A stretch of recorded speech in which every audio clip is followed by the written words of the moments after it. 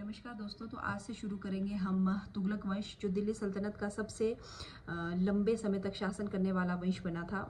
तुगलक वंश ने लगभग 94 वर्षों तक दिल्ली पर शासन किया। जो इसके संस्थापक थे वो घियासुद्दीन तुगलक थे, और इस वंश को करौना तुर्क वंश भी कहा जाता है, क्योंकि जो घियासुद्दीन के पिता थे वो करौना तुर्क थे, मतलब जो तुर्क और मंगोल थे उनका एक मिश्रित समुदाय का वंश। तो घियासुद्दीन तुगलक है, उसने गाजी की उपाधि प्राप्त की थी, और वो पहला ऐसा सुल्तान था जिसने गाजी की उपाधि ली थी। मतलब गाजी मीन्स जो धर्म के जो शत्रु होते हैं उन पे विजय प्राप्त करने वाला योद्धा। तो जो घियासुद्दीन तुगलक थे, उसने अलाउद्दीन खिलजी की जो भी कठोर नीतियां थी उनमें थोड़ी नरमी लाई, और नरमी तो लाई लेकिन उसने प्रशासन भी बहुत अच्छे से चलाया, मतलब सुचारू रूप से चलाया।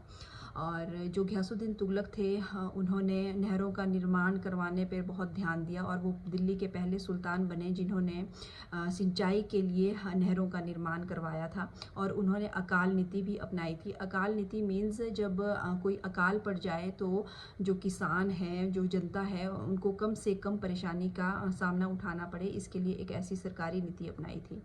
तो उन्होंने एक फोर्टिफाइड सिटी बनाई थी तुगलकाबाद, और उसी तुगलकाबाद को उसने अपनी राजधानी भी बनाया था। उसने अपने जो पुत्र जोना खान को, जो आगे चलकर मोहम्मद बिन तुगलक के नाम से प्रसिद्ध हुआ, उसे साउथ की ओर भेजा था, मदुरई और वारंगल की ओर।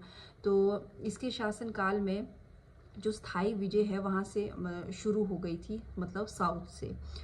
तो घियासुद्दीन तुगलक और निज़ामुद्दीन औलिया के बीच में जो एक सूफी संत थे, उनके बीच कुछ रिलेशन ज़्यादा कुछ खास नहीं थे। तो एक कथन इनके बारे में, मतलब इनसे रिलेटेड है, हुनूज़ दिल्ली दूर अस्त, मतलब दिल्ली अभी दूर है। कहते हैं कि जब जो बंगाल से विजय प्राप्त करके जब घियासुद्दीन तुगलक वापस आ रहे थे, तो उन्होंने किसी के पास संदेश भिजवा दिया था कि निज़ामुद्दीन औलिया को कहिए कि वो दिल्ली छोड़ के चले जाएं। तो इसलिए निज़ामुद्दीन औलिया ने कहा था कि दिल्ली अभी दूर है, क्या पता तुम दिल्ली पहुँचे या नहीं, रास्ते में कुछ भी हो सकता है। तो वैसा ही हुआ था, और 1325 ईस्वी में एक लकड़ी का मंडप उसके ऊपर गिरने से, घियासुद्दीन तुगलक के ऊपर गिरने से उसकी मृत्यु हो गई थी।